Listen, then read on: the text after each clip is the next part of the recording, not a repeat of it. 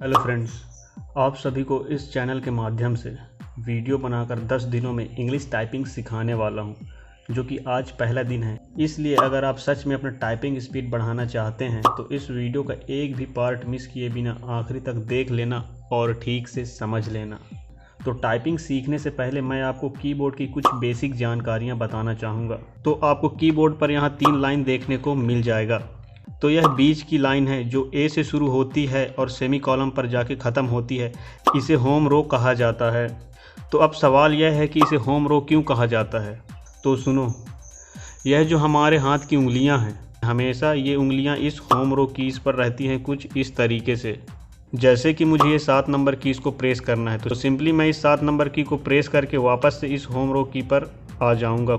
तो यार एक चीज़ मैं आप लोगों को क्लियर कर दूँ, कीबोर्ड पर किसी भी कीज़ को प्रेस करना हो और उस की को प्रेस करने के बाद आपकी हाथ की उंगलियां इसी होम रो लाइन पर वापस आ जानी चाहिए कुछ इस तरीके से। मतलब ए से लेकर ये सेमी कॉलम तक की कीज़ ये होम रो कीज़ कहलाती हैं। इसके बाद आपको ये ऊपर वाली लाइन QWER से लेकर P तक की ये कीज़, इन्हें टाइपिंग में टॉप रो कीज़ कहा जाता है। और यह जो आप नीचे वाली लाइन देख रहे हो ZXC वाली, इस लाइन को टाइपिंग में बॉटम रो कहा जाता है। और यह जो आप ऊपर में देख रहे हो 1 2 3 4 5 वाली, इस लाइन को टाइपिंग में नंबर रो बोलते हैं। और इसके अलावा इधर आपको राइट साइड एक अलग से नंबर का चेंबर देखने को मिलेगा, इसको टाइपिंग में बोलते हैं नंबर पैड। तो यार इंग्लिश टाइपिंग सीखने का आज पहला दिन है। तो पहले दिन में आपको करना क्या है, तो आपके पास यह 2 हाथ हैं जिनमें टोटल 10 उंगलियां होती हैं। लेकिन आपको बता दूं, टाइपिंग करते वक्त सिर्फ 9 उंगलियां ही काम में आती हैं। तो वह कौन सी एक उंगलियां हैं जो काम में टाइपिंग करते वक्त नहीं आती। चाहे आप हिंदी टाइप करो या फिर इंग्लिश टाइप करो, सिर्फ 9 ही उंगलियां काम में आती हैं। तो मैं आपको बता दूं, यह जो बायां हाथ का अंगूठा है, यह अंगूठा टाइपिंग करते वक्त बिल्कुल भी काम में नहीं आती है। इस अंगूठे का कोई भी काम नहीं रहता है टाइपिंग करते वक्त, तो इसको आपको हमेशा ध्यान में रख के चलना है। तो टाइपिंग करने से पहले जो बहुत ज़रूरी काम है वह है अपनी उंगली को इस होम रो कीज़ पर ठीक से रखना। लेकिन उससे पहले मैं आपको एक इम्पॉर्टेंट बात बता देता हूं। अगर आप अपनी टाइपिंग स्पीड को बढ़ाना चाहते हैं तो आपकी ये जो हथेली है इसको कभी भी मेज पर रख के कुछ इस तरीके से टाइप नहीं करना चाहिए।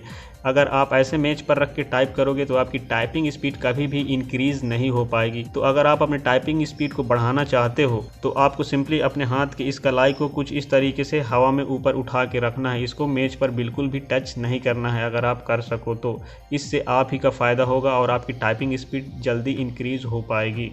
तो आपने जितने भी कीबोर्ड्स देखे होंगे उन सभी कीबोर्ड्स में आपको F और J में ये उभरे हुए निशान ज़रूर देखने को मिलेंगे। तो ये दोनों उभरे हुए निशान हमें ये बताते हैं कि इस होम रो पे अगर आपको अपनी उंगली को सेट करना है तो सिंपली यहीं से शुरुआत करनी चाहिए और अपने हाथ के दोनों ही फर्स्ट फिंगर को यहीं से रखना स्टार्ट करना चाहिए, जैसे कि मैं आपको वीडियो में आगे बताने वाला हूँ। तो चलिए अब मैं आपको इस होम रो पे फिंगर को सेट करना सिखा देता हूँ कि किस तरह से आपको अपने फिंगर को इस होम रो कीज़ पे रखना है और सेट करना है। फिर सेट करने के बाद टाइप करना है। तो शुरू करते हैं अपने बाएं हाथ से। तो सिंपली आपको अपने बाएं हाथ की इस फर्स्ट फिंगर को F में रखनी है, फिर मिडिल फिंगर को इस D पे रखनी है, रिंग फिंगर को S पर रखना है और इस लिटिल फिंगर को A पर रखना है कुछ इस तरीके से। और बाएं हाथ के अंगूठे को हवा में छोड़ देना है कुछ इस तरीके से। इसका कुछ भी काम नहीं है। इसके अलावा आप दाएँ हाथ से शुरू करते हैं। तो दाएँ हाथ के फर्स्ट फिंगर को J पर रखनी है, मिडिल फिंगर को K पर रखनी है, रिंग फिंगर को L पर रखनी है और लिटिल फिंगर को सेमी कॉलम पर रखनी है। इसके अलावा इस अंगूठे को आपको स्पेस पर रख के छोड़ देनी है। तो सिंपली आपको अपने दोनों हाथ के उंगलियों को कुछ इस तरीके से सेट करना है होम रो कीज़ पर। तो उंगलियों को सेट करने के बाद अब आपको प्रैक्टिस करना है। तो कैसे प्रैक्टिस करना है चलिए मैं आपको बताता हूँ। तो आपको शुरू करना है अपने बाएँ हाथ के इस लिटिल फिंगर से। तो जैसे कि यहाँ मैं करने वाला हूँ, सिंपली आपको भी उसी तरीके से प्रैक्टिस करना है। 1 2 3 4 स्पेस, 5 6 7 8 स्पेस। तो सिंपली आपको इसी तरीके से टाइपिंग करना है। एक बार फिर से करते हैं ASDF space, semi column LKJ space. एक बार फिर से करते हैं ASDF space, semi column LKJ space. तो दोस्तों यह है आप लोगों की पहले दिन की प्रैक्टिस। तो इसको बार बार लिखकर आपको कम से कम 6 से 7 पेज को भरना है और याद करने का प्रयास करना है कि कौन सी उंगली दबाने पर कौन सा की बन रहा है या फिर टाइप हो रहा है। और टाइप करते वक्त जिस भी कीज़ को प्रेस करते हो उसको बिना देखे मन में बोलते रहना है और यह सब आपको कीबोर्ड को बिना देखे टाइप करना है। जैसे कि एक बार फिर से मैं आपको बता देता हूँ कि कैसे आपको टाइप करना है।